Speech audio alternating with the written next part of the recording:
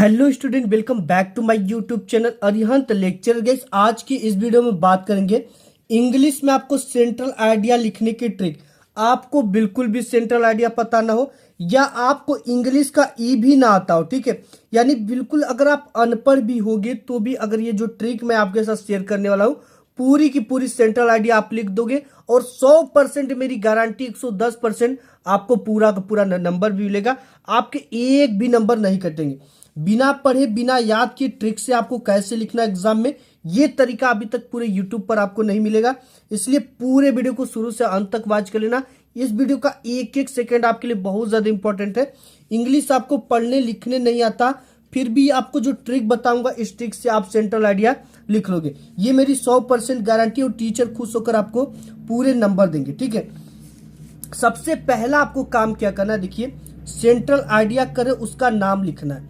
जैसे अगर आपकी यहाँ पे पेपर है, ठीक है, तो देखिए सबसे पहले आपको क्या करना है कि सेंट्रल आइडिया, सबसे पहले आपको सेंट्रल आइडिया करे उसका नाम लिखना है।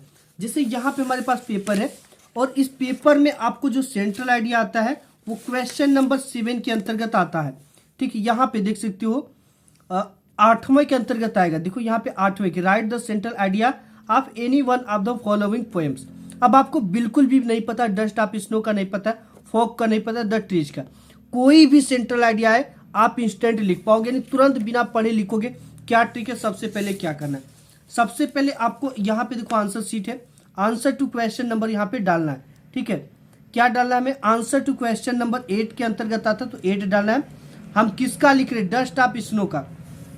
यहाँ पे ये चीजें लिखा हुआ मिल जाएगा, ठीक है, कहीं जाने की जरूरत नहीं। डस्ट ऑफ स्नो जिसका भी लिखते हो, यहाँ पे डस्ट ऑफ स्नो के लिख रहे, यहाँ पर उठाकर डस्ट ऑफ स्नो डाल देना, ठीक है। अब एक चीज और करना है, सेंट्रल आइडिया हेडिंग आपको डालनी। अब यहाँ पे आपको कहोगे कि सर मुझे मीनिंग नहीं पता है, मैं अनपढ़ हूं तो मैं कैसे डालूंगा, तो यहाँ पे मेरे प्यारे बच्चों यहाँ पे दे रखा है सेंट्रल आइडिया, ठीक है। यहाँ पे क्या दे रखा है, सेंट्रल आइडिया। इसी को क्या करना है आपको, इसमें हेडिंग बनाना है। हेडिंग बना दिए ब्लैक पेन से या ब्लैक स्केच से।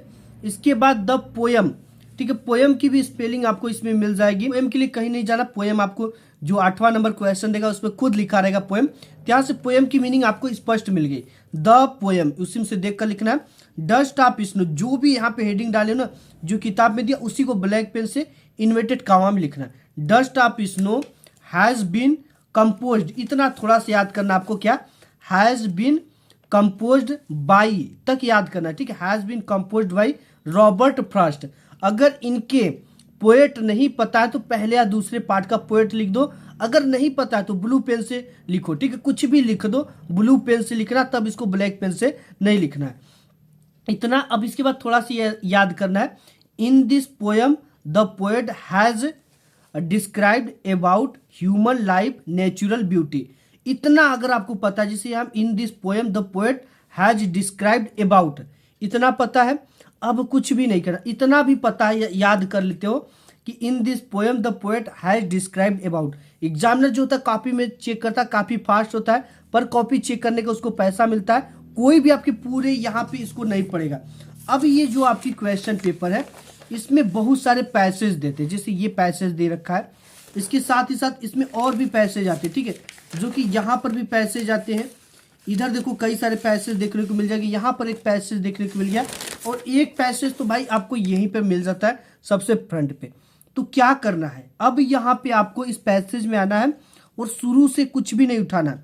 आपको जब भी उठाना है प्यारे बच्चों तो यहाँ पे जैसे एक फुल स्टॉप लगा है, ठीक है, एक फुल स्टॉप से उठाना है और एक फुल स्टॉप तक आपको लिखना है। वर्ड लिमिट का ध्यान देना, 3 नंबर का है, 6 लाइन से ज्यादा मत लिखना, ठीक है। तो आप 2 लाइन तो ऐसे लिख लीजिए जो मैं आपको बताया, और 4 लाइन के लिए आपको यहाँ पे जैसे है क्या फुल स्टॉप है, इस फुल स्टॉप से उठाकर इस फुल स्टॉप तक आपको क्या करना है, भर देना है, इसी चीज को भरना है बिल्कुल, ठीक है। और आप पूरा का पूरा इसमें कितने मार्क्स का आया हुआ है, 3 मार्क्स का आया, और पूरा का पूरा आप 3 मार्क्स लेकर आओगे, ठीक है।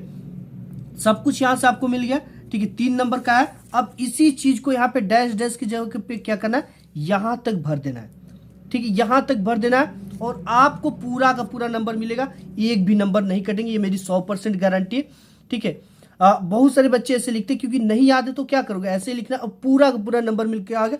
केवल जो टीचर होगा आपका पैटर्न देखेगा, आपका फॉर्मेट देखेगा, जब ये देख लेगा कि आंसर टू क्वेश्चन नंबर डाला गया, डस्ट ऑफ स्नो डाला गया, यहाँ पे लिख देना पोएम राइटिंग।